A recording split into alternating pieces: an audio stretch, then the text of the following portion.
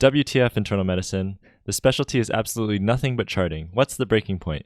People need to stand back and push back against the BS of letting insurance companies dictate what is done and why. I feel like it has completely ruined what could otherwise be a great job. Honestly, this is kind of how I was feeling like recently towards the end of intern year. Just a lot of charting, social work. Reading through these comments has been pretty interesting. A specialty supposed to be dedicated to taking the time to really think about what's going on and build appropriate differentials has been reduced to long shifts of never-ending pages from nurses, calls from care management, trying to get people placed, making sure medications are approved by insurance, typing notes, taking stupid admissions from surgical specialties. Yeah, there's so much BS in internal medicine. It's kind of hard for me because at the same time, I had that previous video where I was talking about how much I loved medicine sometimes, because it really is interesting sometimes. But when you're doing all this social work kind of stuff and non-medicine stuff, it is very frustrating. And sometimes it does make me question whether I do want to go into hospital medicine, which is kind of what I'm leaning towards right now. This person says, I strictly endorse table rounds. The entire team does not need to spend hours trekking around the hospital for no reason. I actually kind of disagree with this because table rounds, I feel like, have been something that's becoming more and more prevalent, but I don't really like it that much all the time because I feel like I never get to see my co-residence patients, and it kind of impairs my learning a little bit. This year, I feel like I've grown towards liking bedside rounds a little bit more. I actually feel like if you can do it efficiently, then it could still be very much worth it. Having the whole team see what the other patients look like on the other side of the team is very useful. Being able to see what the attending does in terms of their physical exam and just learning in general by watching the interaction with the patient is kind of useful. And I also feel like for the patient, it's probably a better experience too. So as a senior next year, I'm thinking about doing a kind of mix of table rounds and bedside rounds, but with the bedside rounds really making an emphasis of making it super efficient and fast, like 8 minutes max per room. This person says it was probably fine back when all your patients were on one floor, all right next to each other. When I was on internal medicine, I could walk 3 to 4 miles on rounds in a 1,200 bed hospital.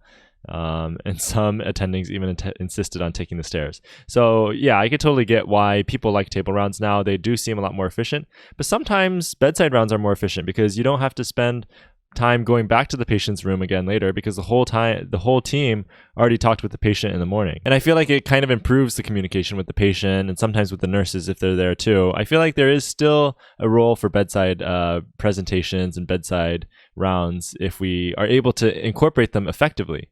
The big thing is I think that we don't have very good education on how to run effective, efficient, and practical bedside rounds. So sometimes you do get those attendings where you end up spending 3 to 4 hours at the bedside. I used to feel this way, then I hit PGY2, and all of a sudden I had interns to write the notes and discharge summaries. Now I admit patients, round on my patients, make sure my interns are doing the right thing, try to teach something every day, all the while not worrying about stupid ass documentation. It gets better. This is very promising for me. As I was saying, towards the end of intern year, I was definitely getting pretty tired of all the constant hamster running in a wheel sensation where I just felt like I was doing all this work and then discharging a patient and then just restarting the whole process over again and not really getting to do the part that I really like.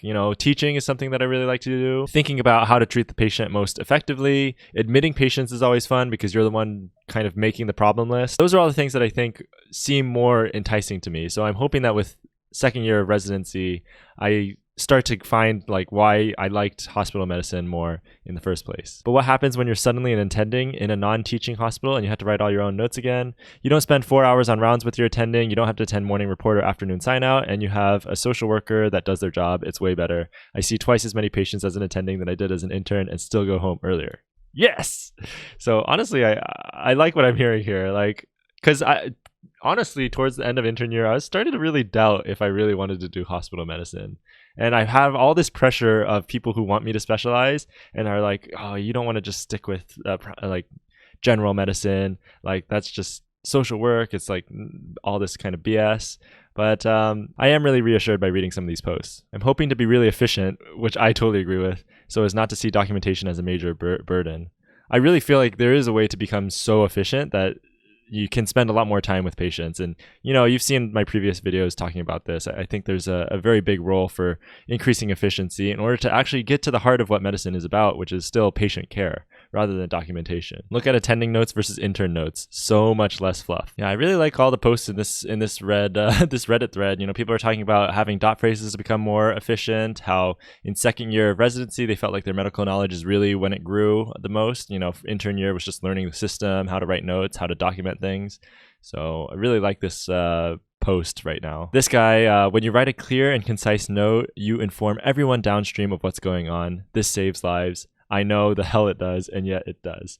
I really like this because I honestly like making like a good note. Like I want to be somebody who can make such a good note that when people read it, they really have an idea of the full picture of what's going on with the patient. And I feel like having somebody who takes pride in making a good note as the primary service in order to help all the consultants and everybody do their job the best that they can is actually a very gratifying thing to do. The real question is, why do we table rounds and also walking 4 miles a day rounds? And that is one thing that I've noticed. Now that people have transitioned into table rounds, sometimes they do table rounds and then we go and see all the patients again after that, which seems like if we're going to do that, we might as well just do bedside rounds. Like why do both? It just like doubles the amount of time you're rounding. If you're just going to do table rounds and then have the attending go see the people, let everybody do their work. If we're going to do walking rounds and we're going to go bedside, do bedside rounds and just do it once. Don't do it twice, in my opinion. Do you hear that? That is the sound of a calling for GI/cardiology. Anyways, that was an interesting thread. Here's another somewhat related one. Bedside rounds are dumb and archaic. Changed my mind. And I actually posted on this already. Can somebody seriously tell me why we do the same shitty long-ass rounds in this time and age? Can't we effing sit down and talk about patients? Do I have to stand for 2 to 3 hours every day? Blah, blah, blah. Ah, yes, my post has gotten 6 upvotes already. I have actually found after intern year that I often prefer bedside rounds. I get really bored when listening to my co-residents' presentations if I have literally never seen their patient before. I feel like I could have learned more if I actually saw what their patient looked like. As a senior next year, I'm hoping to incorporate a mix of table and bedside rounds, but really focus on making bedside rounds super fast and efficient, limiting the visit to 8 minutes max per room, maybe skipping the objective part of the presentation, which I find more useless than anything, because everyone already has access to the EMR and should have reviewed it already. Combo is the way to go. Do table rounds to talk about the plan and teach, then do bedside rounds where the attending can teach the med students and residents about any cool physical exam findings they might not have been able to pick up on. And then in the Residency subreddit for the last couple days, it's been pretty doom and gloom. I mean, the interns have just started and a lot of them are already feeling very overwhelmed. I can tell based on these posts. This post got a lot of upvotes. Why is no one galling about the 3 residents committing suicide at Lincoln Medical Center within 1 year? If it's 1 student in the program, you can talk about mental health and focus on that. If it's 3 students within 1 year, shouldn't the program have to answer some questions at this point?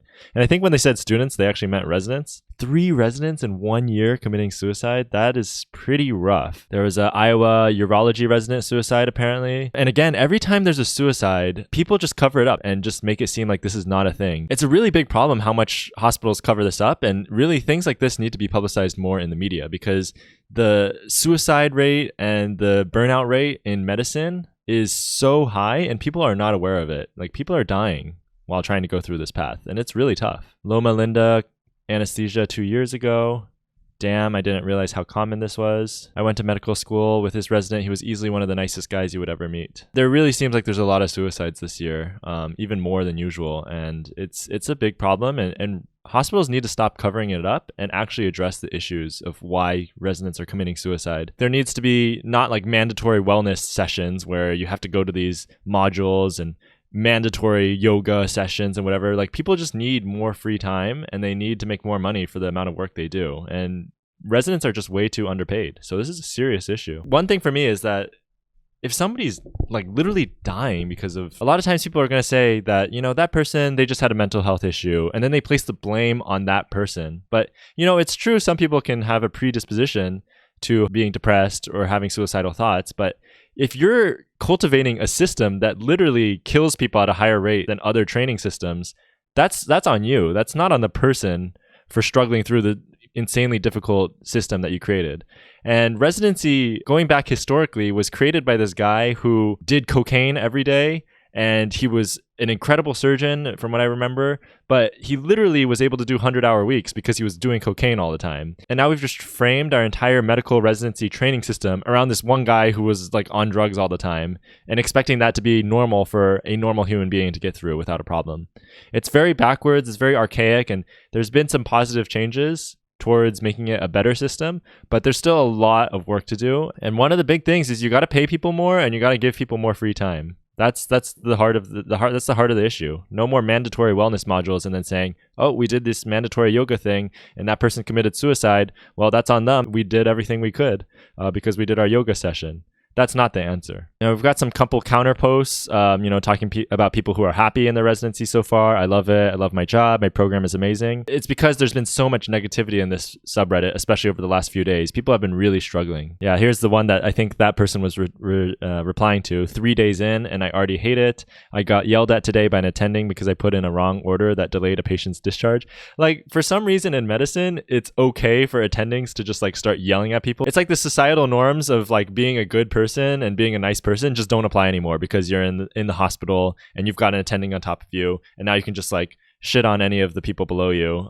This is something that I think is a problem too, and thankfully at my institution is not a big problem, but I can tell that this is a big issue throughout the country. The irony. I've been reading so many posts of interns, PGY 2 and 3, fellows that are unhappy with their life in medicine, and here I am fighting to get into the very place you want out of, residency.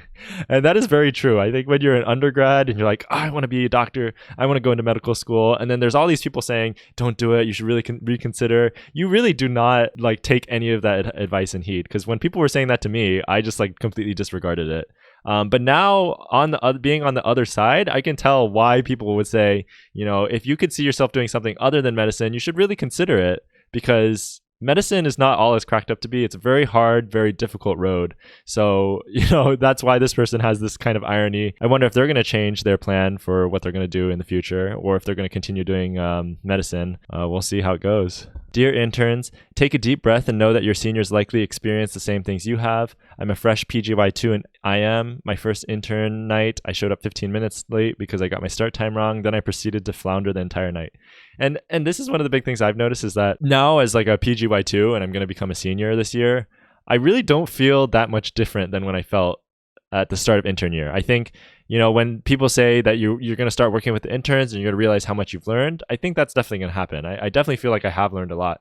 But as a person in general, I actually feel pretty similar to how I was a year ago. And there's still so much like anxiety and nervousness and wanting to do the right thing all the time that makes it just a very difficult transition every year. 2 days into intern year and I'm absolutely done. I never expected it to be easy. I really didn't. And frankly, the medicine isn't the hardest part of it. I totally agree. The medicine is the most fun part of it. It's all the non-medical stuff, especially stuff that we never got training on, like social work, placement, discharge issues, insurance issues. These are all the things that none of us are taught in medical school, and then we have to deal with it a ton as interns. Neither are the hours. It's some of the nurses, MAs, and sitters. 哎呀 it's okay 了，是不是又来了？该吃中午饭喽。Oh, the poor interns this year. Oh, I really like this post too. Let me finish my video. 吃饭了，吃饭了。Stop. 大家都在等你。Okay, 我来了。看多么难啊。Okay, well, I'll go over this efficiency. Go, get out of the video. Get out of the video. 走，关小东西。Okay, I'm leaving. Okay, bye. How old are you now? Okay. Okay, bye.